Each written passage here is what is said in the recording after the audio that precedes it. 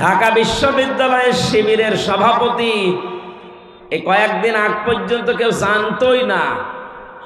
সে ফেরাউনের কোলে মোসা যেমন লালন পালন হয়েছে, আমার মনে হয় ওইভাবে উনি কাজ করেছে।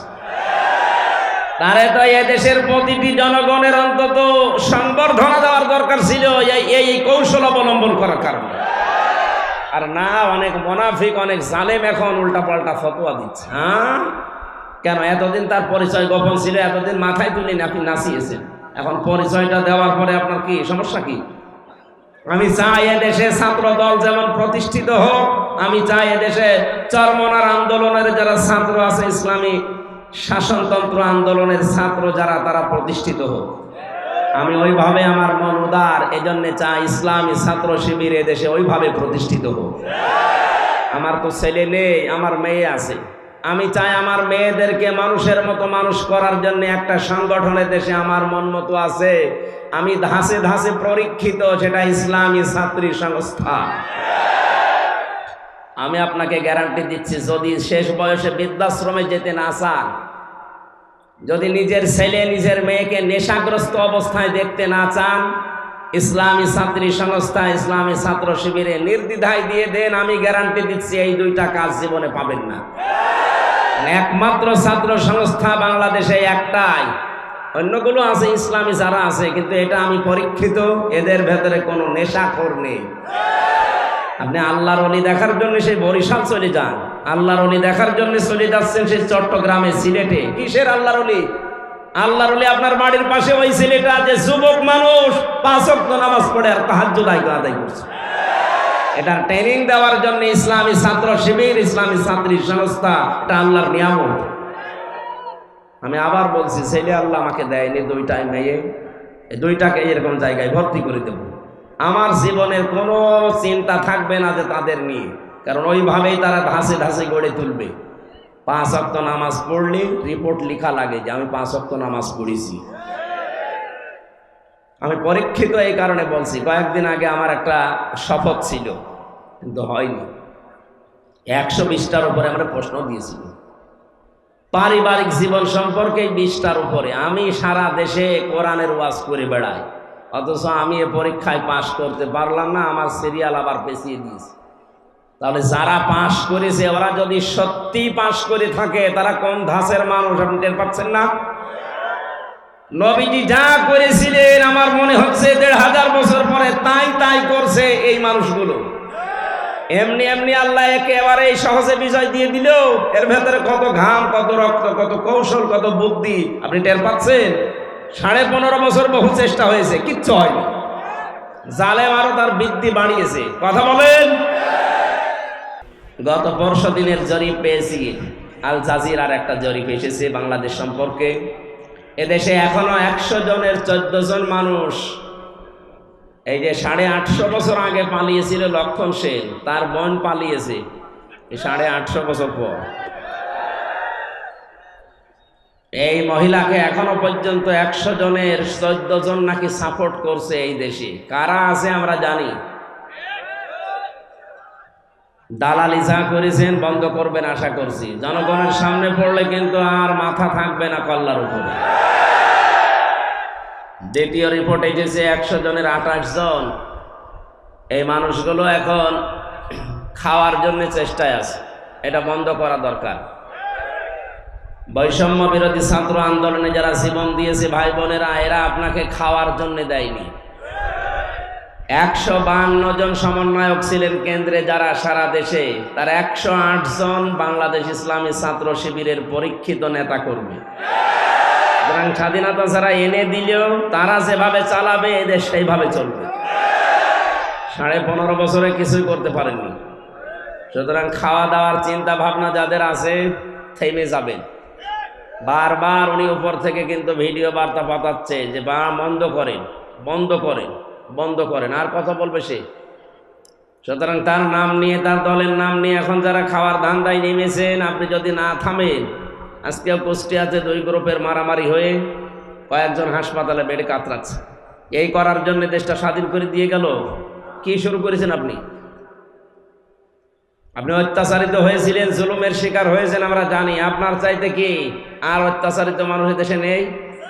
সবচাইতে বেশি অত্যাচার যারা সহ্য করেছে এই 15.5 বছর, কই তারা তো কারো দোকানপাট লুট করে না, কারো বাড়িতে আঘাত করে না, তারা মন্দির পাহারা দিচ্ছে।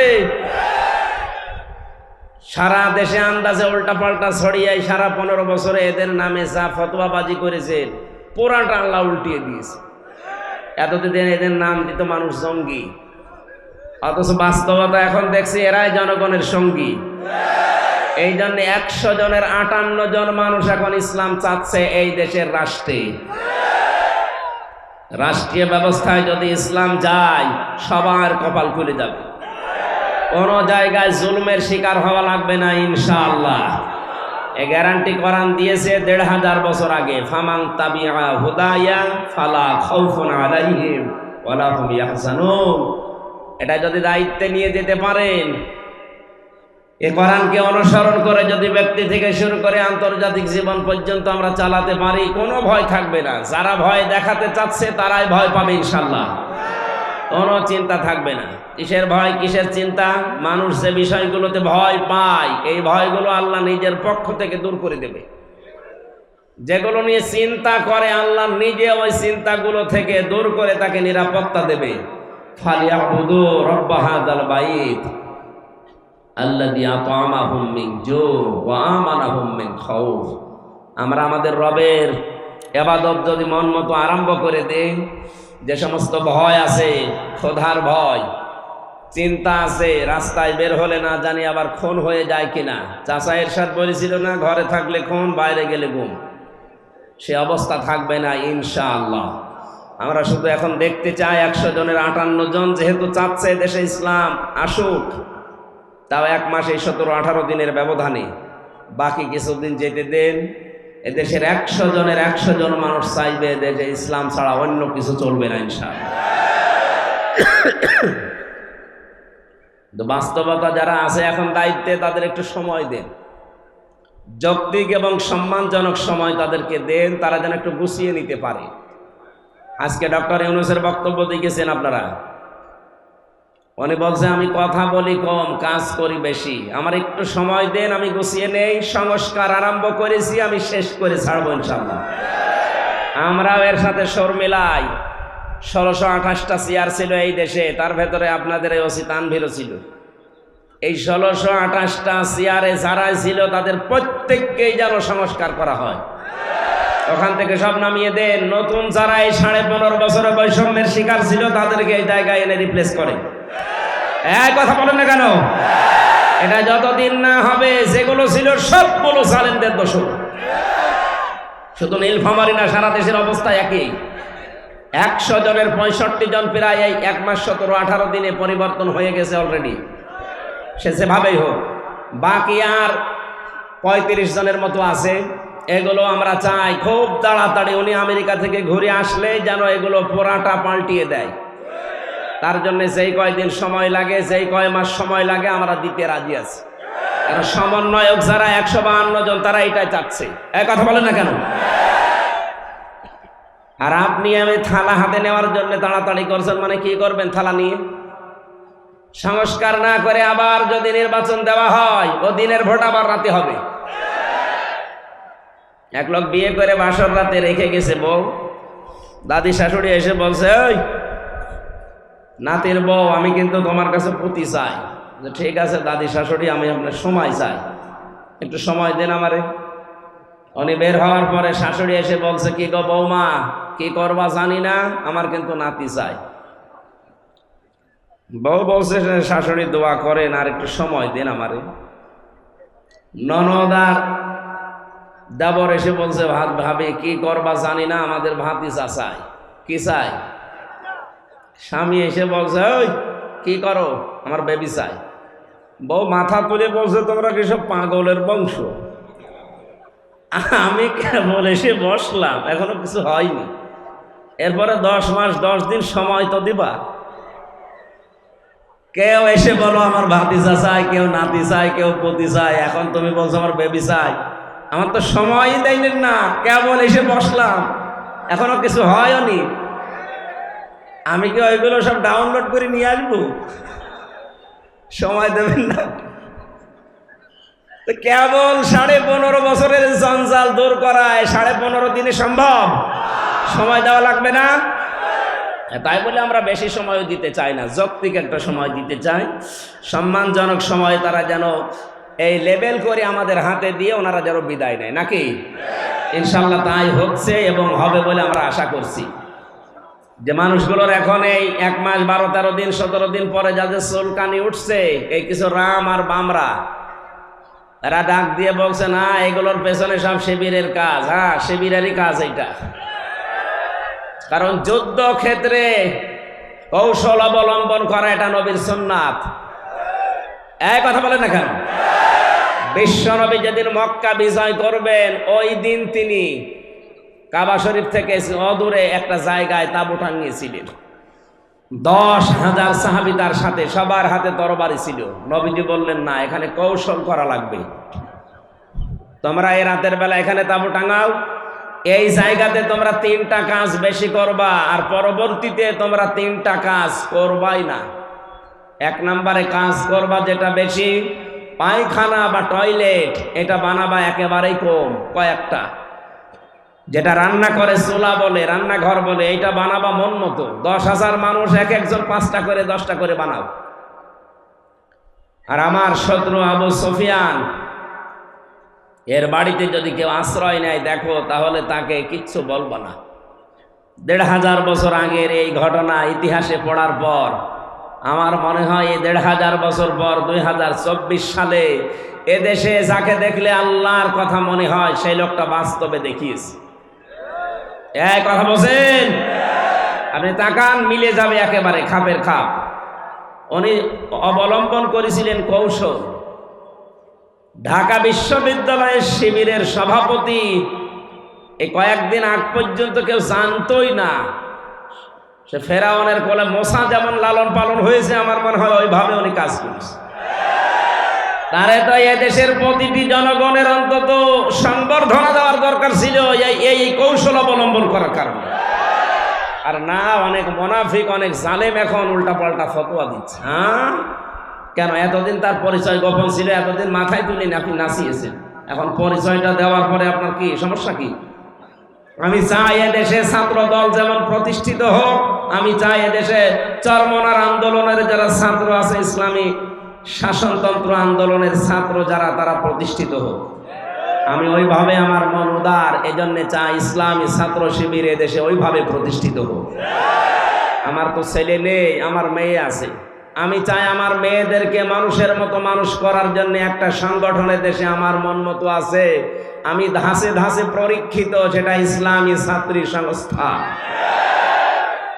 আমি আপনাকে গ্যারান্টি দিচ্ছি, যদি শেষ বয়সে বৃদ্ধাশ্রমে যেতে না চান, যদি নিজের ছেলে নিজের মেয়েকে নেশাগ্রস্ত অবস্থায় দেখতে না চান, ইসলামী ছাত্রী সংস্থা, ইসলামী ছাত্র শিবিরে নির্দ্বিধায় দিয়ে দেন, আমি গ্যারান্টি দিচ্ছি এই 2টা কাজ জীবনে পাবেন না।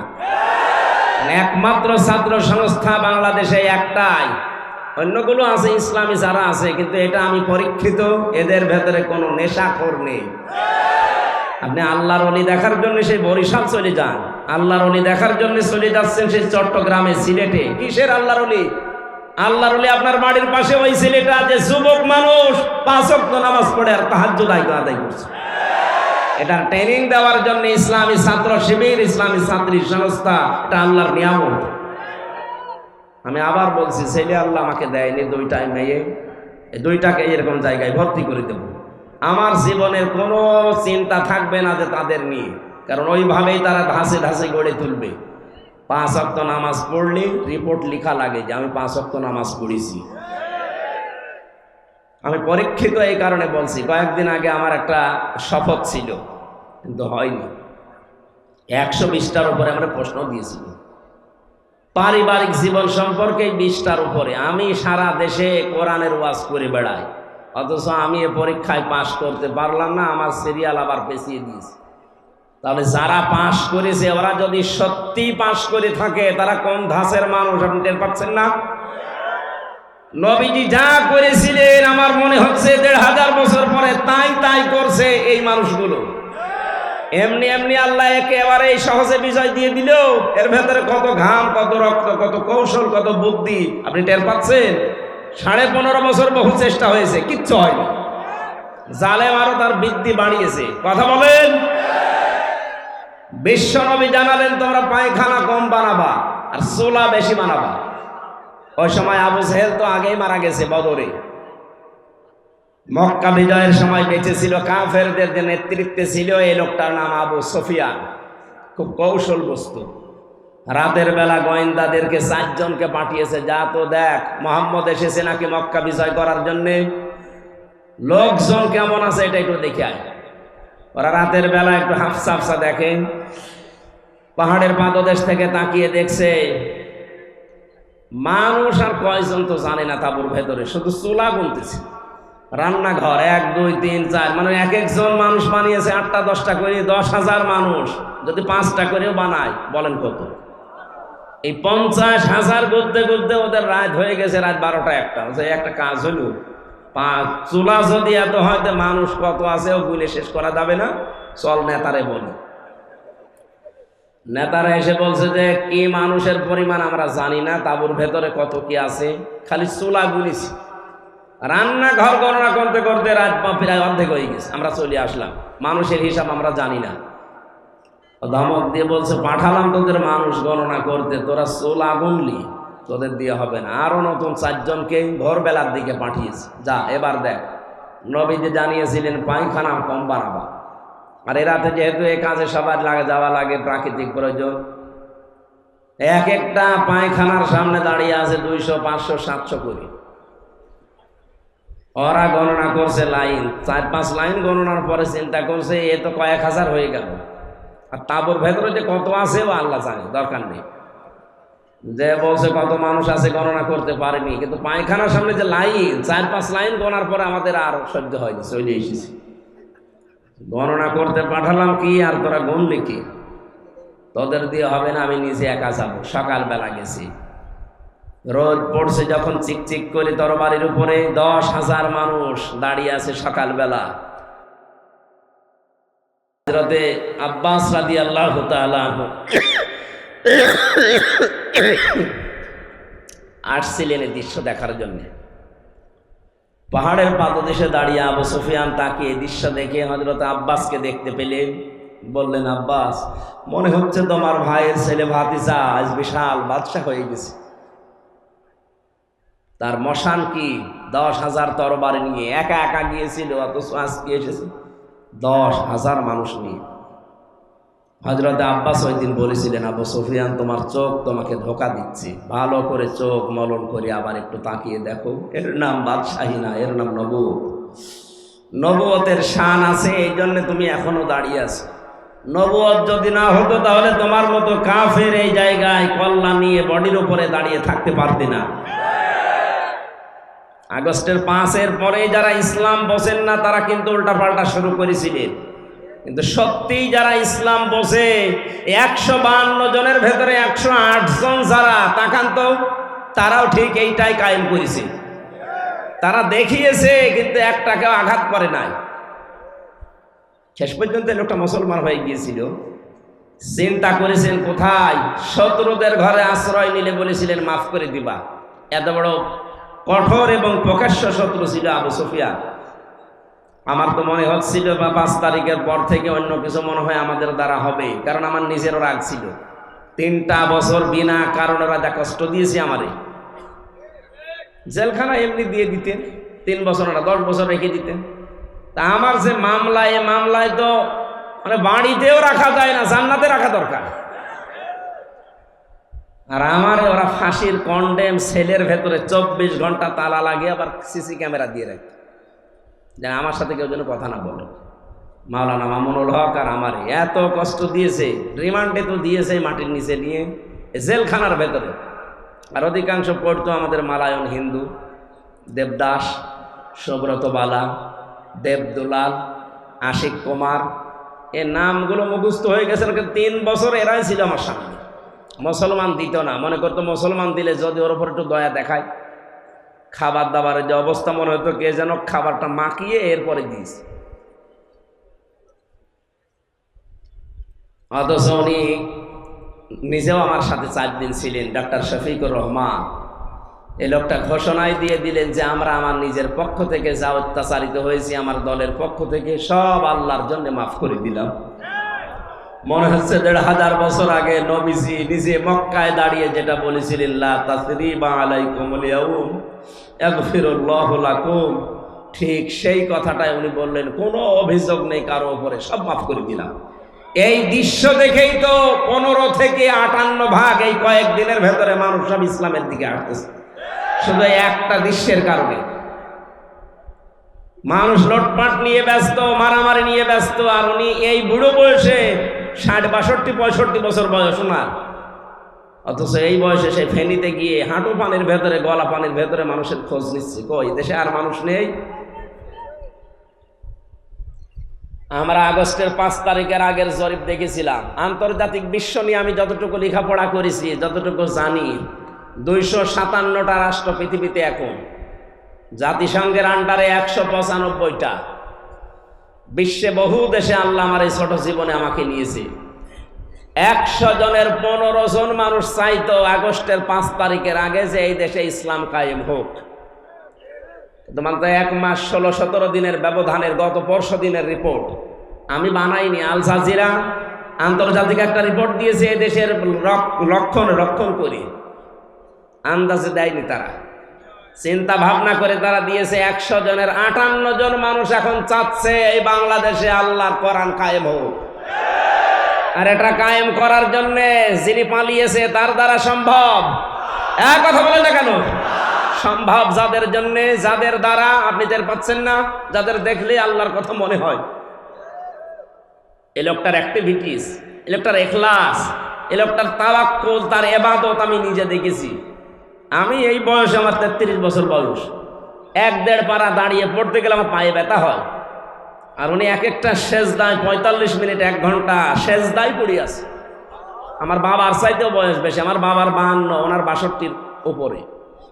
এত বয়সে যদি ইবাদত করতে পারে, যৌবন বয়সে কি করেছে তার ইখলাস দেখেই তো আল্লাহ মানুষের মনের ভেতরে মহব্বত, ভালোবাসা ঢেলে দিয়েছে।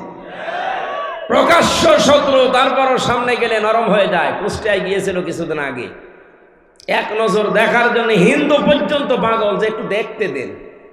এই ভালোবাসাটা পয়দা করেছে টাকা পয়সা দিয়ে। এই কথা বলেন।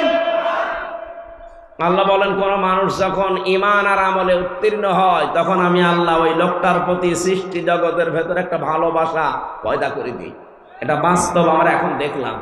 সুতরাং চুলকানি যাদের উঠতেছে, শিবিরের নাম শুনেছে, সমন্বয়ক ১৫২-র ভেতরে ১০৮ জনের শিবির। আরে শয়তান, তোর ছেলে মেয়ে কোথায় ছিল? বল, তোর ছেলে মেয়ে কোথায় ছিল এতদিন? যারা জীবন দিয়েছে এই সাইদ আবু সাইদ রংপুরের শিবিরের সাথে ছিল। এক কথা বলে না কেন?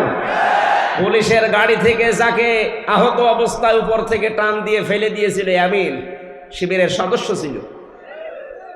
আপনি টের পাচ্ছেন কথা থেকে কি হয়েছে? খালি আন্দাজে লাফাচ্ছেন। এখন আপনি কি করেছেন ১৫.৫ বছর? কিচ্ছু অবদান আপনার নেই। সুতরাং এই নাস্তিক